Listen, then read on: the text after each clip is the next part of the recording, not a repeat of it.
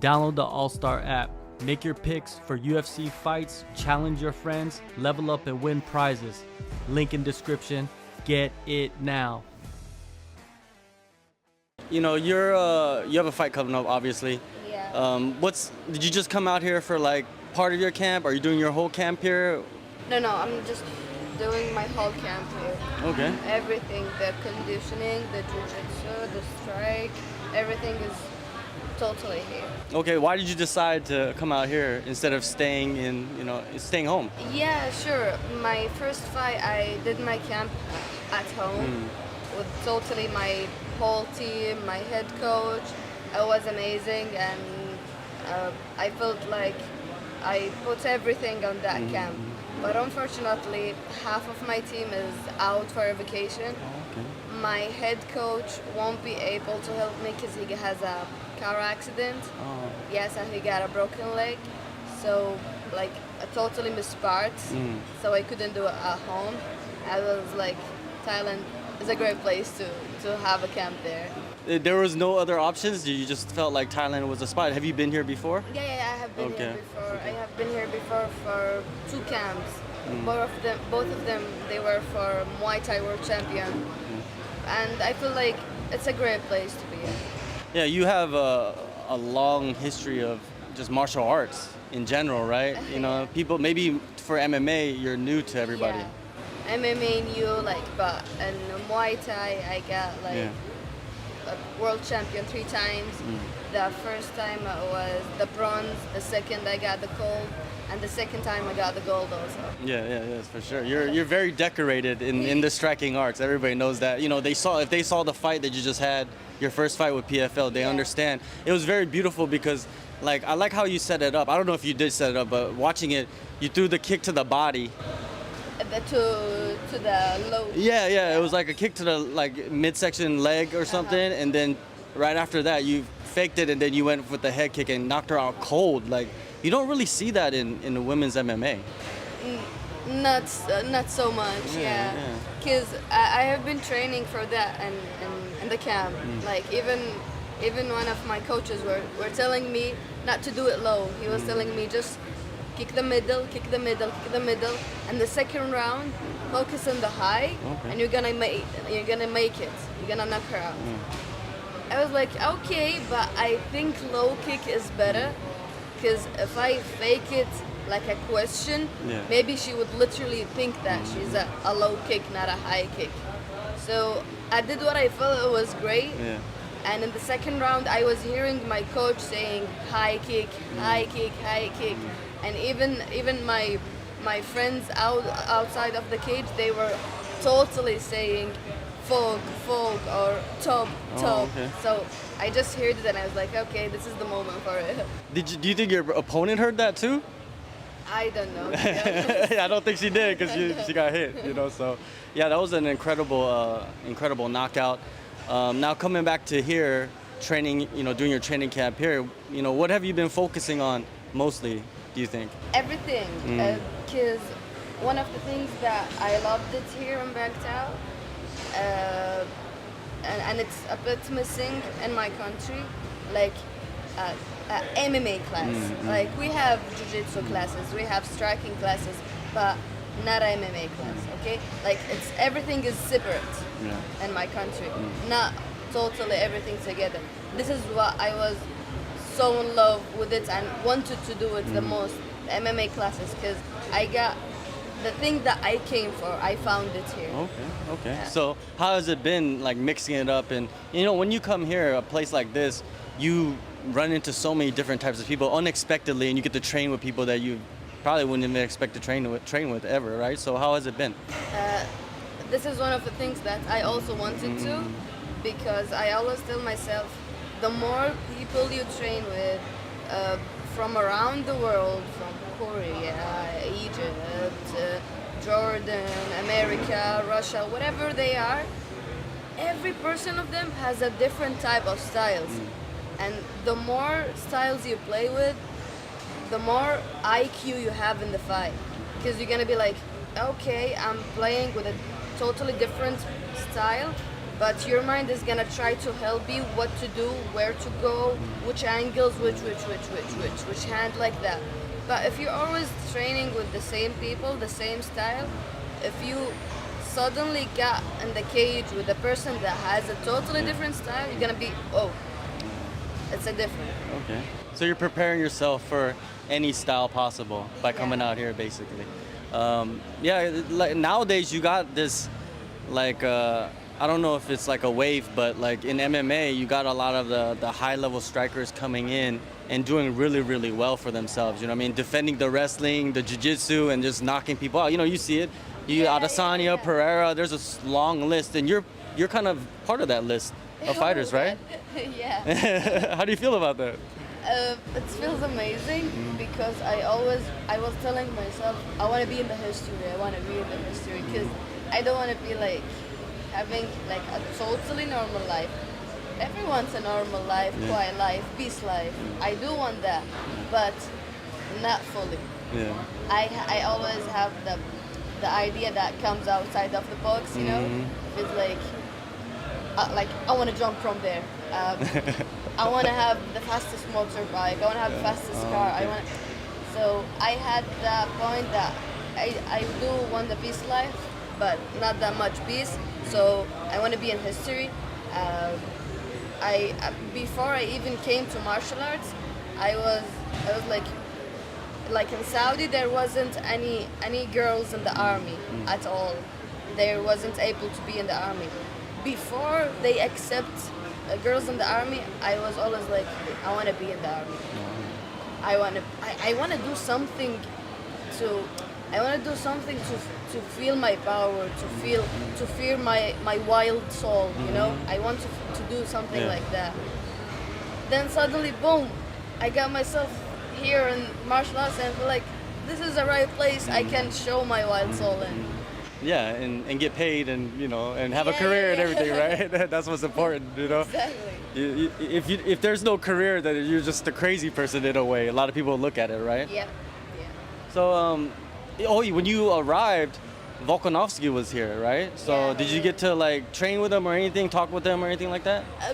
Just a small kickboxing class, had a picture with him. He's a legend, you know? Yeah. I was so happy for that picture. Were you expecting? No, No, it was I was unexpected. shocked. Yeah. I was literally shocked. I was like, whoa, he's in the gym. Yeah. It's always cool to have, certain people unexpectedly meet them, you know, and then especially be on the mats with them. It kind of gives you a certain energy, right? Exactly. They literally give you an energy that you won't feel it. It's like when you see them with you at maybe the same class, or maybe not even the class, the same gym, it feels like, all right, I want to do that. I want to keep doing that. Yeah, exactly. Everybody feels it, you know what I mean? It's not just like, you know, just certain people. Everybody feels like, oh, this person's here. Like, this is how they work. This is how they do things, you know? They're like listening to, you know, like you see that in him, right? You see that, like, even though he was the world champion and pound for pound best, he's still like learning with you. Learning. Yeah. What does that do to you when you see that? It's always, when I see that, it's always make me feel like if a person like him still learning, then I have to still learn for another decade. Yeah, for real. Now the fight is in mid-July. Your MMA pro debut, right? How do you feel about making your pro debut coming up? It's like what, a month out now, pretty much. Yeah, a month out now. Yeah. Don't know, to be honest. Don't have much feelings about it. Okay. Because I always try to focus about the positive side, that my way and how I want to do on the fight. Nothing else. I don't like even like the fight week. I don't feel like some of other fighters love to hang out that time, love to do a lot of other things, because it's you have like a light training, not that much training. But for me, no, I do have a light training, but I love to be in my comfort zone, you know, in my space. I don't like to go out or to stay out a lot or to have a lot of interviews or a lot of things, because I feel like they annoy a lot. I feel like to be on my comfort zone, focusing on my weight, what I do want to eat after my weight, how I wanna, like, how even the walk to the cage, I start thinking how I wanna walk. When they tell my name, what do I want to say, or what do I want the move or to smile or what to show, you know? So I'd be like on my comfort zone, don't think about anything else. That's a good attitude to have, you know, because you do have a lot of attention on you, you know, early on in your career as an MMA fighter. So, you know, you got to find the balance, right? You kind of have to be able to say no sometimes, right? Yeah. It's important, right? Yeah. I'm starting to learn this thing because I'm so shy to say no or to like push someone back. A lot of people know that I'm so friendly and so cute person, but starting to learn how to say no. Yeah, you got to. Yeah. As you go, as you know, your career goes along. Now your opponent coming up, like, what can you tell us about her? She's a striker. Yeah, she has a lot of karate, boxing championship. As much as I think a black belt on karate. That's what I heard. I don't like really to hear about my opponent a lot and to focus a lot. No. Okay, she's a champ. I'm also a champ. I like to only watch her fight. Like her first move in the fight. Does she shake hands? Does she doesn't shake hands? Important part. Like in the weigh in, I like to see her weigh ins. Does she love to do the drama things, the show, the push, or she hits or whatever it is? So I can be in that moment. Like if I didn't show her weigh ins, maybe she would do something I would never know about it, or I would be missing it. You know, watching small details about her daily life. What she's the person that work harder. She's the person that train normally. Her like midlife, whatever it is, just small parts, so I can be noticed about everything about her. Oh, so you're really like studying beyond just the fighting. Yep. You're looking at like body language and being face to face and all of that. Face to face, how she move her face. She like to go and the face off. She really goes into your souls and from the eyes, or she just a normal face off. Small part like this are really important for me. Are you going into their souls in the face-offs? Yeah. You're looking Deeply. That's good. Yeah, it's great to see, you know what I mean, and like, you know, I know people are saying like, you know, you're making history and that's what you want to make, and there's a lot of eyes on you, and you know, there's pressure, of course, and you know, I'm pretty sure everybody's talked about the pressure, but it seems like you're pretty like chilled out right here. Because you're away from all of that in a way, right? No, even in Saudi, there was a lot of pressure before the fight. Because my opponent, she was a famous. She has like 100K on TikTok. Oh. Yeah, and she posted the picture that we see her, and she posted the Saudi flag, we see Egypt flag. And Allah, and there she was mentioning my name, and I got like literally a lot of negative comments, and like Saudi people are not known in mixed martial arts. They have nothing, and I was like, I had the notification. I was like, okay, I will silence this thing. I like literally turned the notifications off, and I kept my normal camp. My normal life, my way in. Didn't want to go deep in that. You know, after the fight, you had that celebration, right? And it was a nice celebration, you know. It's part of the, you know, the pageantry of fighting. But I'm pretty sure, like you said, there's negative comments. A lot. Yeah, yeah. A lot. Look, for me, what I think, every fighter has the right to celebrate whatever the celebration it is, even like, except if it's not really hateful or racist or of course against your opponent, because it's like normal. Like my celebration was the soured, because my name is Hatan السيف. السيف in Arabic means soured. Oh, okay. Yeah, so it's my family name, and even in the Saudi flag we have the soured. Yes, it's like my culture, my name, so it's mine. So Yeah. I have the right to celebrate the soured thing. A lot of people that say that this is not the right celebration or not a good for your opponent. You didn't really like. I don't know, but I felt like no, it's totally right. And after that, I visit her, I talked to her, and she was totally good with me, and I was totally good with her. Like you have the right to celebrate whatever it is, if it's not racist, not hateful. Yeah. It's alright. Yeah. Well, there was a deeper meaning to the celebration. You know, I think a lot of people probably didn't know that. Yeah. You know, and also Like you said. I have dedicated myself to step in a cage. I have cried for it. I have sacrificed a lot of my time, a lot of family things, a lot of celebrations, a lot of things I have sacrificed by everything. So I have the right to celebrate my win. Of course. You don't have the right to tell me no, don't celebrate. No, I have doing all my best to knock my opponent out. For sure. So I will celebrate. For sure. But after my celebration, for sure, she's not my opponent. She's a person, the same to me, and I wish her the best, and she wish me the best too.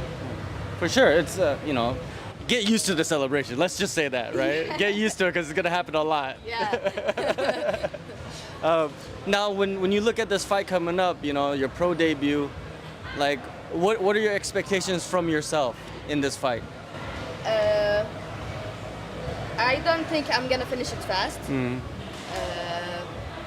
Because she's a striker too. My first opponent was a not we don't say really a ground game, but I saw a lot of her fights. She's so in love with the takedowns, so she tried to take me down. But in the first round, I was like, everyone knows me as a striker, so I will go for the takedown, and I did got the takedown.